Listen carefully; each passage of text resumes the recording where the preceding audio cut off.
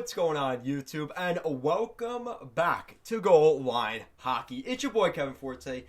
We are taking a look at the Calgary Flames today as they have fired their former head coach Jeff Ward and brought in a new name, but an old name. He used to be the head coach of the Calgary Flames, Darryl Sutter, coming back to the NHL to coach the Calgary Flames. We're going to be taking a look at that in this video. If you guys like what we're doing here at Goal Line Hockey, want to see the latest news around the NHL, more videos like this, make sure to give this video a big thumbs up and an even bigger subscribe down below. And let's take a look at the coaching change for the Calgary Flames.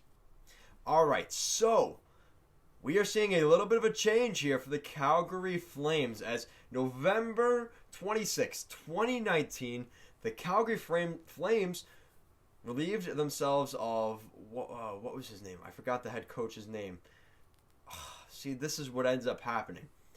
They let go of their head coach. He had some allegations of racial situations. He had some bad stuff, some heat under him. And the Calgary Flames bring in Jeff Ward to replace him. Now, not even 2 years later, the Calgary Flames have let go of Jeff Ward, and they've brought in a guy that, let's be honest, has been on a farm in Alberta for the past, 3 years since he left the Los Angeles Kings. So he's been just down the road. He just has to pick up his farmer's bag with his potato sack and just go into the Scotiabank Saddle Dome. Not really that far of a trip here for Darryl Sutter. This is a perfect fit. This is a situation where Darryl Sutter is going to instantly add some accountability and some culture to the Calgary Flames. Something that I think they lacked under Jeff Ward. And I think even back when they had their old head coach, I think he's from the Carolina Hurricanes. I can't remember his name. Let me know down below, guys, what is that coach's name. But yeah, Calgary going in a different direction. I think Darryl Sutter's the perfect guy here for the Flames. I think this is a guy that's going to add right away a team that can win, and he's going to give you that structure that the Flames need. Now, what led up to this? That's another interesting thing, because you look at what Calgary did last night. They dismantled the Ottawa Senators 7-3, and next day they fired their head coach after winning. Now, I think the decision was already made before the game that they were going to hire Darryl Sutter, except nobody but the upper management knew about it until after the game, because obviously Darryl Sutter wouldn't be there for the game. So now he will be there for the next game for the Calgary Flames. Yeah, it's very, very interesting what's happened. You look at what they've done so far this month. They had 2 wins to start the month. Vancouver and Winnipeg picked up dubs. They lost to Vancouver, beat Vancouver, lost to Vancouver, lost to Edmonton, lost to Toronto, lost to Ottawa, and they beat Toronto. So, honestly, the funny thing is they've been up and down throughout the entire month. But here's the funny thing. I think Ottawa made up their mind already after that second loss to Ottawa, because they've played now Ottawa 4 times over the past 4 games, over the past week. They lost to Ottawa 4-1. They beat Ottawa 6-3 last Saturday. They lost to Ottawa 5-1 on Monday. And I think that was the nail in the coffin for Calgary. They had Tuesday and Wednesday to talk to Darryl Sutter and set everything in. And then by that time, they beat Ottawa last night, but it was already too little too late. Now, the question is, what is Ottawa going to do? Is Ottawa going to say to DJ Smith, hey, maybe things aren't working out here. Maybe we should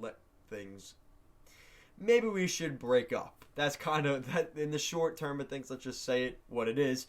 It's not me, it's you. This isn't going to work. That's kind of what we're seeing here with Jeff Ward and Calgary. And DJ Smith is probably not that far away from that, with his seat's probably got to be hot right now in Ottawa. And the expectations are different in Ottawa compared to Calgary. Yes, that's true. But at the end of the day, you look at a team even like Montreal, how they let go of Claude Julien.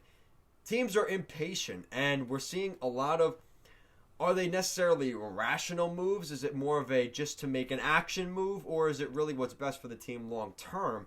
that's still up for debate. You won't really find that out till it's too late.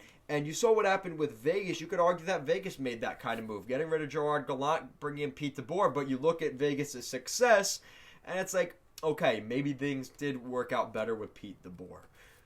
Again, it's easy to say it in hindsight because right now it's the move they made, and we're going to judge whether it was a good move or not based off of how things go the rest of the season for Calgary. So it's easy for us to sit here and say it was a good move or a bad move at the end of the year, but at the timing, you don't really ever know. And what we saw from St. Louis a couple years back, winning the Stanley Cup, getting rid of their coach, bringing in Craig Berube, and winning the Stanley Cup, other teams try to do that same thing.